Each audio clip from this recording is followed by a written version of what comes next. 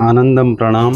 इस पतंजलि योग दर्शन के प्रथम अध्याय के सूत्रों पे श्लोकों पे चर्चा करते करते हम 10वें सूत्र पे पहुँचे हैं, जो वृत्ति निद्रा के बारे में बात करते हैं। जो पतंजलि निद्रा की जो उसके टीकाकारों ने जो व्याख्या करी है, वाचस्पति जी ने क्या कहा है, मांडुक्य उपनिषद ने क्या कहा है, निद्रा और समाधि में क्या फ़र्क है, इसमें थोड़ा विस्तार से बात करेंगे। सबसे पहले श्लोक को कोट करते हैं। अभाव प्रत्यलंबानां वृत्ति निद्रा। चित्त का रूपांतरण जो किसी भी अनुभव के प्रभाव पर आधारित होता है उसे निद्रा कहते हैं। यहाँ पे पतंजलि का अर्थ है कि गहरी निद्रा, जहाँ पे कोई स्वप्न नहीं है, शुद्ध गहरी नींद, आपका मैं भी खत्म हो चुका है, इसको निद्रा कहते हैं। ये पतंजलि की व्याख्या है। जैसे पतंजलि योग सूत्रों पे जो बहुत ही एक प्रसिद्ध टीकाकार हुए वाचस्पति जी ने, जो टीकाकार ने चित्त की 3 अवस्थाओं का विश्लेषण किया है, मूंद, गहरा और शांत। मतलब बेसिकली वो ये बता रहे हैं कि चित्त की 3 स्टेज रहते हैं। जैसे भगवत गीता में बताया गया है कि जो मूढ़ है वो तमस है, जो घोरा है वो रजस है, और जो शांत है वो सत्व है।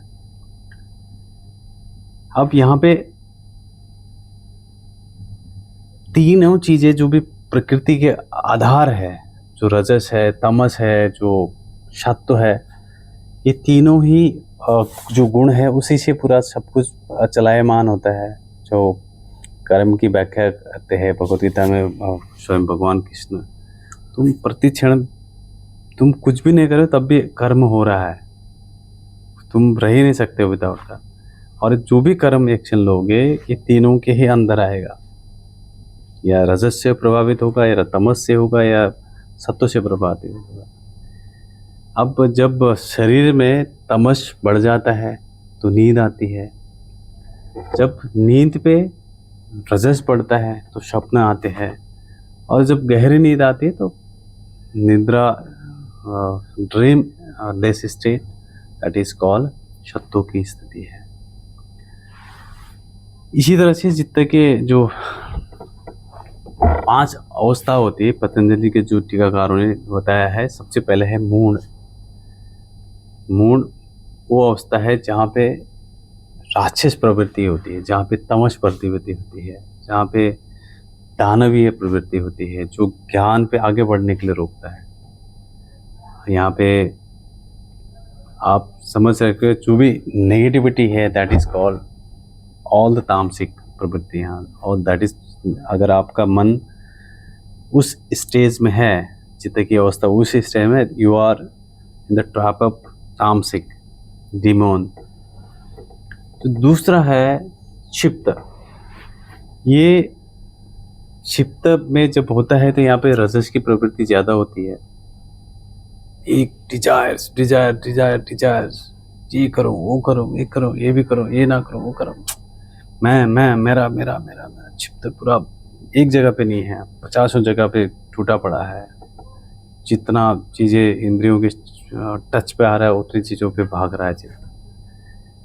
अब तीसरी जो है विक्षिप्त है, ये क्षिप्त का ही विपरीत है। यहाँ पे थोड़ा सत्व हावी रहता है, मन थोड़ा एकाग्र चित्त रहता है, जिसमें इंसान को थोड़ा चीज़ों में काफ़ी कुछ जो विचार है वो चेतना के केंद्र पे रहते हैं, बाकी सब हाशिए पे रहता है। आप सब कुछ कर रहे हो, you are doing your lot of works, eating, sleeping, everything is you are doing, but you are constantly focusing on what is happening inside the your brain. मन पे क्या चल रहा है, आप उसी कभी आप बहुत सब कुछ अनुभव करते हो, that is called vikshipta. And then next stable, the 4th stage जो बताया गया है कि दैट इज कॉल्ड एकाग्र। आपका मन एकाग्र हो गया विदाउट एफर्ट। अब जो तीसरी अवस्था है विक्षिप्त में, आप उस पर प्रयास कर रहे हो, you are trying to concentrate your mind on one your thoughts, but here ekagra, विचारों के उसमें एकाग्रता आ जाती है, विचार काफ़ी समय तक एक जगह पे रहते हैं। जैसे उसमें बहुत चलते रहते हैं। जैसे मॉडर्न साइंसेस से दैट कि an average person get around 40,000, 60,000, 80,000, they are different research happening in the worst. They said कि हमारे मन पे इतने विचार आते हैं, बट जो एकाग्र में एक विचारों पे लंबा समय टिका रहता है, चाहे वो पॉजिटिव हो, चाहे वो नेगेटिव हो, चाहे क्रोध हो, चाहे मोह हो, चाहे लोभ हो, अहंकार हो, चाहे वो वासना हो, कुछ पे भी यू ऑटोमेटिकली जो दैट इज कॉल्ड एकाग्र। जो निरुद्र, जो पांचवी अवस्था है, जो विचारों से उससे परे है, यहाँ पे विचारों से रहित होता है। यह अवस्था किसी भी अंगों के माध्यम से कार्य नहीं करता है। चाहे आप एक्शन ले रहे हो, चाहे आपकी कर्मेंद्रियाँ हो, चाहे आपकी ज्ञानेंद्रियाँ हो, आइदर योर 5 सेंसेस और योर 5 एक्शन ओरिएंटेड ऑर्गन्स, किसी भी चीज़ से ये नहीं प्रभावित होता है। दैट इज कॉल्ड निरुद्ध। ये ही संप्रज्ञा समाधि की अवस्था है। यहीं आपको पहुंचना है, संप्रज्ञा समाधि। अब यहाँ पे एक कोट करेंगे मांडुक्य उपनिषद का, जो हमारे आनंद ऋषि जी ने इस किताब में बहुत अच्छे से डिटेल में, अगर आपको पूछे तो यहाँ पे बताया गया है। यहाँ पे छोटा छोटा उसमें से लिया है। जो मांडुक्य उपनिषद फॉलोइंग चित्तास की 5 स्टेज बताई गई है। सबसे पहले है जागृत। अभी मैं बात कर रहा हूँ, मैंने पढ़ी, मैंने सुनी, मैंने उसको लिखा, कुछ मेमोराइज किया, कुछ हेल्प ली, कैमरा की हेल्प ली, ये ऑडियो रिकॉर्ड हो रहा है, सब कुछ हो रहा है, स्टैंड लगाया है।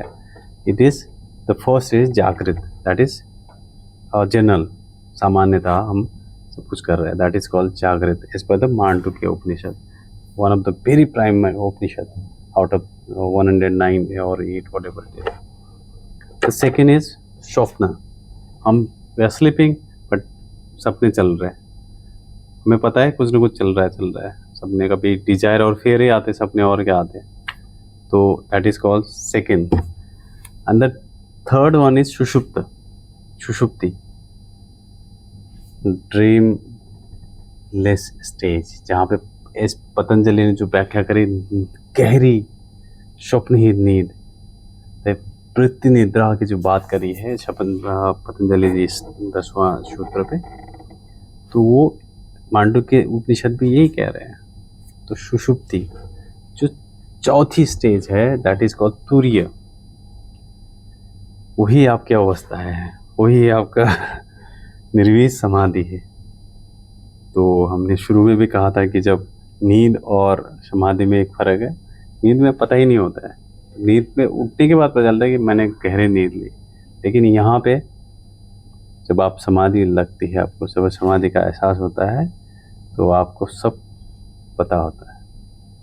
ऐसा नहीं कि बाद में पता चलता है, उसी समय आपको पता होता है क्या चल रहा है, क्या चल रहा है।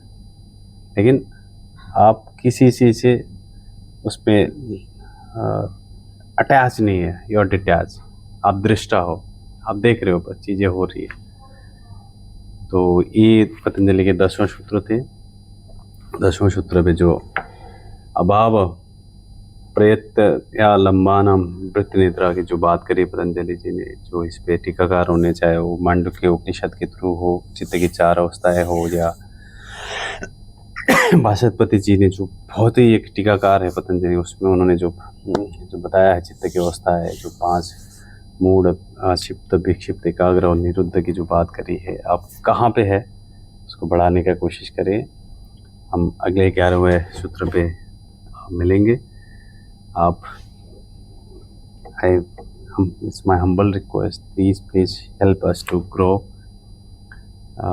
आपके प्यार से, आपकी प्रतिक्रिया से, आपके शेयर से ही हमारा कल्याण होगा और हमें ऊर्जा मिलेगी। अगले सूत्र में मिलेंगे। आनंदम प्रणाम।